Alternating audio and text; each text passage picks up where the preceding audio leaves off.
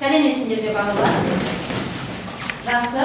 Бүгінгі сабағымызды бастамас бұрын балалар, барлығымыз бір-бірімізге жақсы көңіл күй сыйлайық, иә? Кәнекей.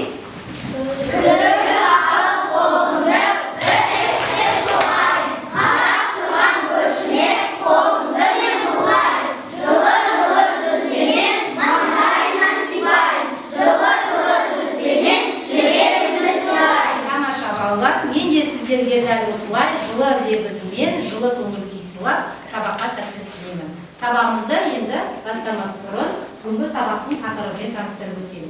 Сабақтың бүгінгі тақырыбы қосындыны санға бөлу. Сабақтың мақсаты 1000 көлеміндегі сандарды ауызша көбейтумен бөлуді орындауды, қосындыны және көбейтіндіні бір таңбалы санға бөлу, қосындыны санға көбейту ережелерін қолдану. Және үш таңбалы сандарды жазбаша қосу және азайту алгоритмін қолданамыз. Енді сабағымызды бастамас бұрын балалар,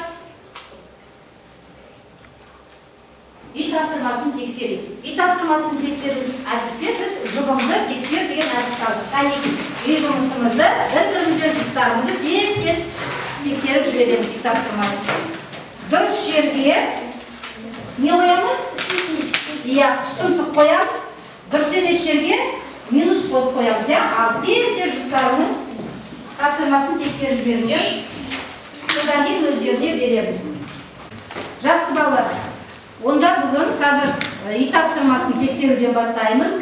Бір-біріміздің жұбыңды тексер деген әдіс аламыз. Тез-тез дәптерлерімізді бір-бірімізбен ауыстырып, жұптарымыздың үй тапсырмасын тексереміз. Дұрыс жерге не қоямыз?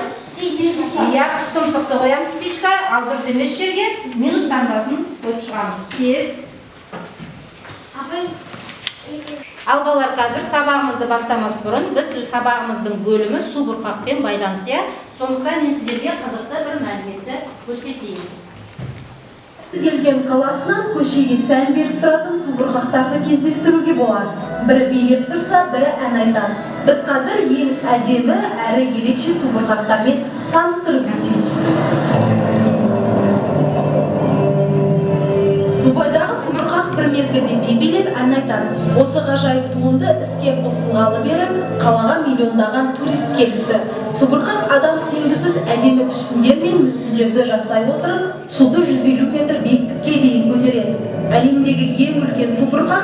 Видеоны тамашалап көрдік қой, не туралы болды видеода? Су бұрқақтары. Әлемдің бірнеше әдемі су бұрқақтары туралы. Су бұрқақты білеміз бе барлығымыз? Қай жерде кездестіруге болады? Дубайда әдемі бар екен су бұрқақтағы. Астанада бар екен. Иә. Қандай су бұрқақтың түрлерімен таныс болдыңыздар?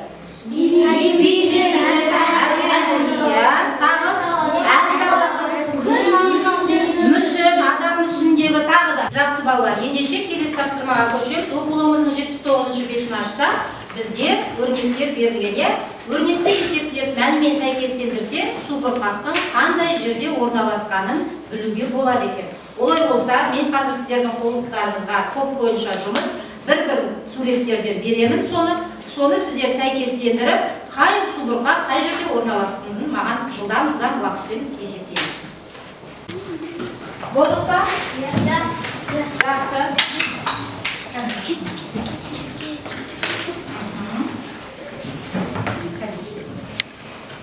Жақсы. 4 топта болды, е?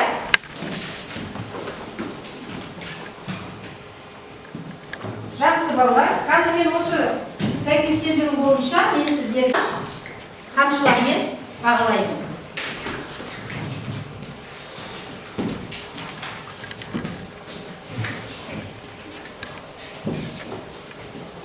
Бүгін біз оқулығымыздың келесі бетін ашсақ, бізде дәл осы мағынаны тану бойынша таныстырамыз. Бүгінгі тақырыбымыз қосындыны санға бөлу. Барлығымыз экранға назар саламыз. Бұл жерде слайдта көріп тұрғандарыңыздай 8 жасыл және әр қорапта неше шардан болады балалар? Теңде 2 қорапқа бөліп салуымыз керек. Не істейміз ол үшін бірінші?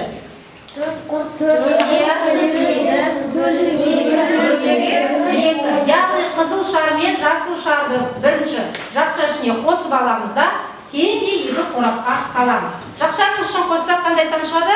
12. Оны 2 қорапқа Яғни әр қорапта 6 шардан болады екен. Енді келесі экранға назар саламыз. Енді бұл жерде балалар біз сіздерге айтайын деген нәрсе, бірінші жақшаның ішіндегі өрнекті қосып аламыз да, содан кейін барып оны не істейміз?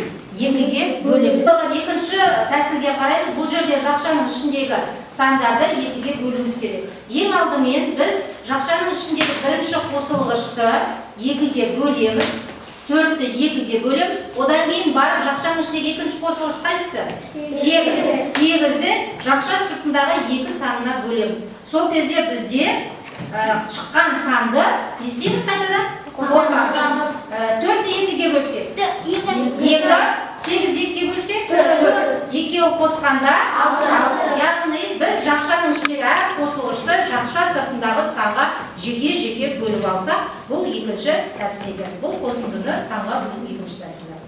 Біз барлығымыз дәптермен жұмыс жасаймыз. Ол үшін не істейміз? Дәптерімізді ашайық, қолға қалам алайық, әдемі етіп жазайық.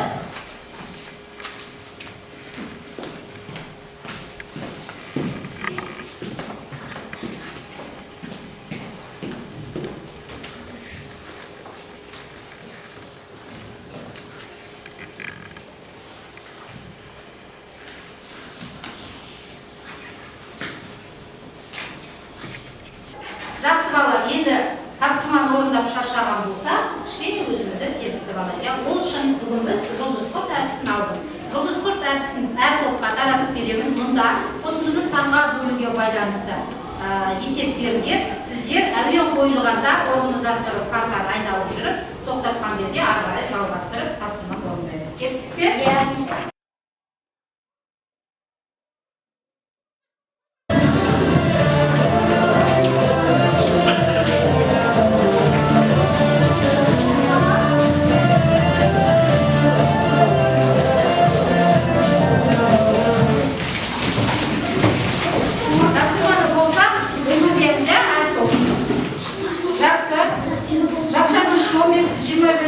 Қосты, бөлді, нәтиже шықты. Жақсы, сіздерге қазір тамшыларыңызды беремін.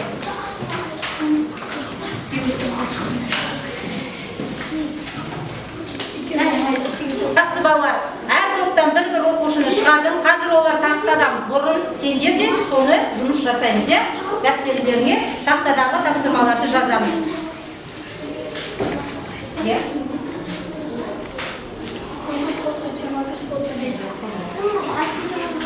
Біраз тапсырмалар орындадық. Енді өзімізді сергіту үшін, шаршағанымызды басу үшін жаңа тақтаға шыққан топтардан балалардың бір балалар шықсын. Келе ойындар. Серпіліс ойын ойнаймыз.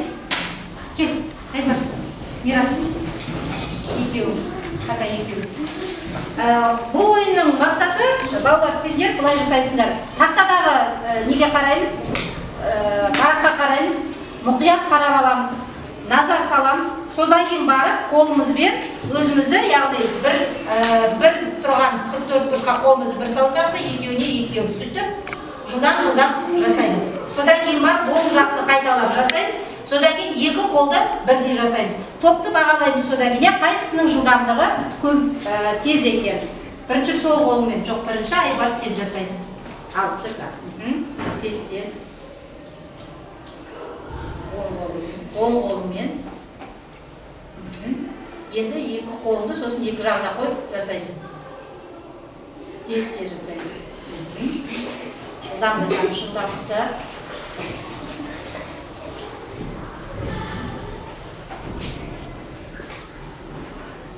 Топқа мен цифрлы банкі деген бағалау парақшасын жасағанбыз. Әрқайсының аттарын жазылған.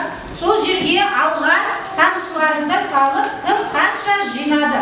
Сосын маған соны өткіземіз. Қай бала қанша тамшы жинағанын, банкіні кім көбірек толтырды, соны мен өзім кейін күнделік кезекте сол бойынша балаларды қойып бағалаймын. Жақсы балалар, сонымен сіздердің жинаған банкілеріңіздегі су тамшылары бойынша бағаладым. Бүгінге сабаққа белсене қатысқан балалар үшін рахмет. Сабақ аяқталды. Сау болыңыздар.